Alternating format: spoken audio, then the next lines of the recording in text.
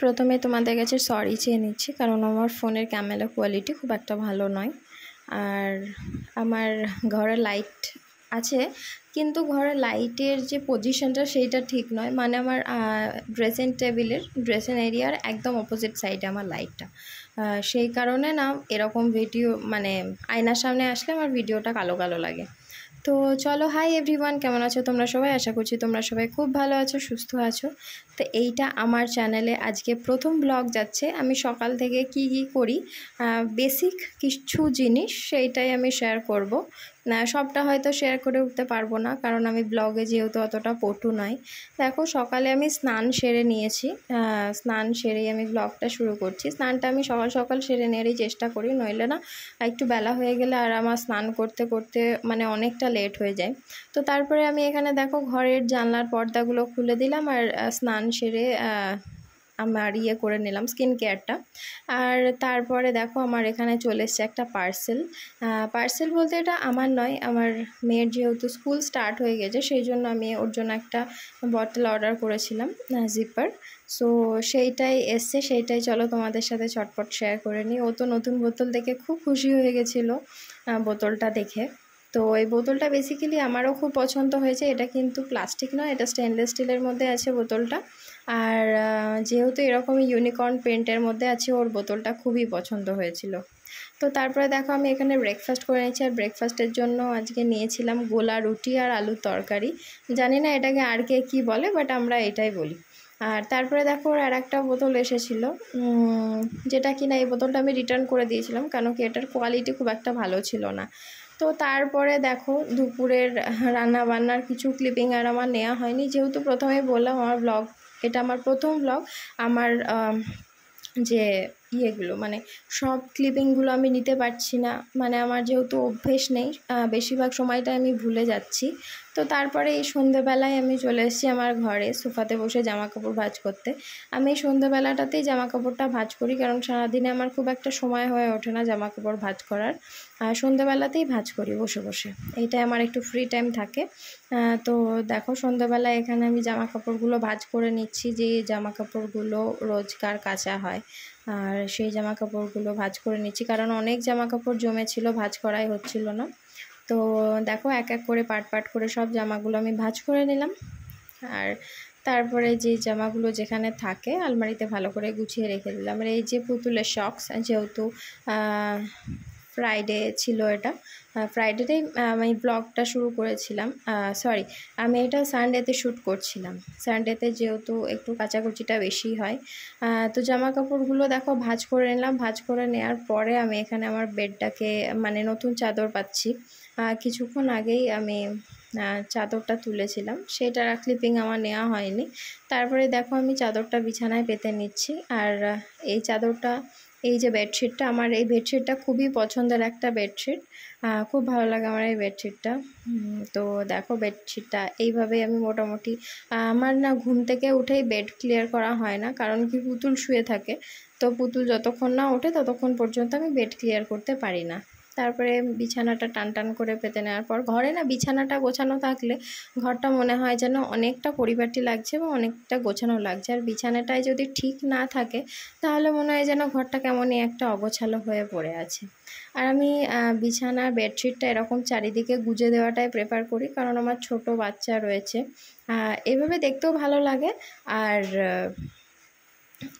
যেহেতু পুতুল ছোট, সেহেতু বারবার লাফানো ঝাপানো করে, বেডটাও ঠিকঠাক থাকে, এদিক ওদিক হয়ে যায় না বেডশিটটা এরকম গুজে রাখলে, আমার মনে হয়।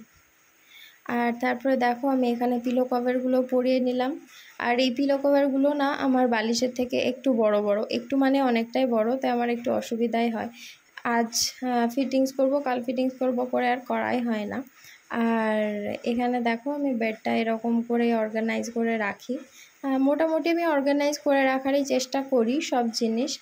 আর এটা হচ্ছে একটা ছোট্ট টাওয়াল, যেটাকে আমি এরকম করেই ব্যবহার করি, পুতুলের ছোটোবেলাকার জিনিস এটা। আর তারপরে দেখো এগুলো মোটামুটি আমি উইকলি করি, যেহেতু আজকে সানডের দিনে আমার এগুলো বেশি ক্লিন করা হয়। আর তারপরে দেখো এই ফ্লাওয়ার ব্রাশটা, এটা আমার হ্যান্ডমেড ফ্লাওয়ার ব্রাশ, এটা আমি নিজেই বানিয়েছিলাম, যদিও এটা এখনও ইনকমপ্লিট রয়েছে, এখনও কমপ্লিট করে উঠতে পারিনি। ছোট বাচ্চা নিয়ে না কোনো হ্যান্ডক্রাফট করাটা খুবই সমস্যার একটা বিষয়। আর এই যে আমার রুম আর বেড, তো তোমাদেরকে আগেই বললাম বেডটা ক্লিয়ার থাকলে না ঘরটা অনেক বেশি সুন্দর লাগে। আর সকালে দেখলে স্কিন কেয়ার করতে গিয়ে আয়নাটা বেশ অপরিষ্কার হয়েছিল, তাই আয়নাটাও ভাবলাম আজকে পাকায় যখন আছি আয়নাটা পরিষ্কারই করে নিই। আর আমি এখানে কলিনের জন্য না ফ্লিপকার্টের ওই গ্লাস ক্লিনারটা ইউজ করছি, আর এটা খুবই ভালো। আর আমার ঘরে দুটো আয়না আছে, দুই দিকের দুটো। আর এই যে এইটাও করে নিয়েছি, দেখতে পাচ্ছ মানে একবারে এত সুন্দর পরিষ্কার হয়ে যায় না, এই জন্য আমার এটা খুব ভালো লাগে। কলিনের থেকেও এই ফ্লিপকার্টের এইটা আমার বেশি ভালো লাগে। তো আমার দুই দিকের আয়না, আর দুই দিকের আয়না থেকেই আমার বেডটা মোটামুটি দেখা যায়। আর তারপরে দেখো আজকে আমার মোটামুটি সবই ক্লিন করব ঠিক করে রেখেছি, খাটটাও অনেক দিন মোছা হয়নি।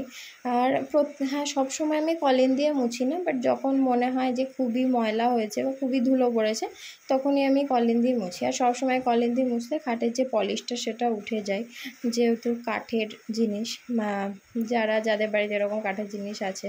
এখন তো সবই প্লাইউড হয়ে গেছে, সবাই প্লাইউড ব্যবহার করে, বাট আমাদের সবই প্রায় উডেন। আমার ড্রেসিং টেবিলটাও উডেন, আবার ঘরটাও তাই। আর তারপরে তোমাদের সাথে একটা ট্রিক শেয়ার করব। খাটের যে ফাঁকগুলো হয় সেগুলোতে তো সবসময় কাপড় দিয়ে পরিষ্কার করা হয় না, সেই কারণে আমি একটা ছোট্ট ব্রাশ রাখি, যে এটা অ্যাকচুয়ালি মেকআপ ব্রাশ।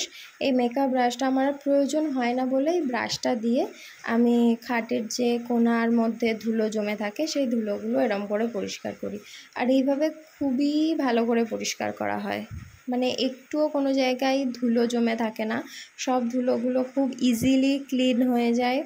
আর এটা না খুব স্যাটিসফাইংও লাগে আমার মনে হয়, আর খুব তাড়াতাড়িও হয়ে যায় কাপড়ের থেকে। যখন তো আমার হাতে সময় থাকে না আমি এইভাবেই ক্লিন করি। আর তারপরে কালকে যেহেতু মানডে, মানে যেহেতু আমি এটা রবিবারে শ্যুট করছিলাম, সেহেতু আমি সোমবারের কথাই বলছি। ব্লগটা হয়তো কয়েকদিন বাদেই পোস্ট হবে। তার সেই জন্য আমি পুতুলের যে স্কুলের ব্যাগ সেটাও আমি ঠিক করে রাখছিলাম। আর এটা হচ্ছে ওর অ্যাপ্রন, যেটা কিনা সোমবার দিন আমাকে স্কুলে পাঠাতে হয়, ফ্রাইডেতে বাড়িতে আসে।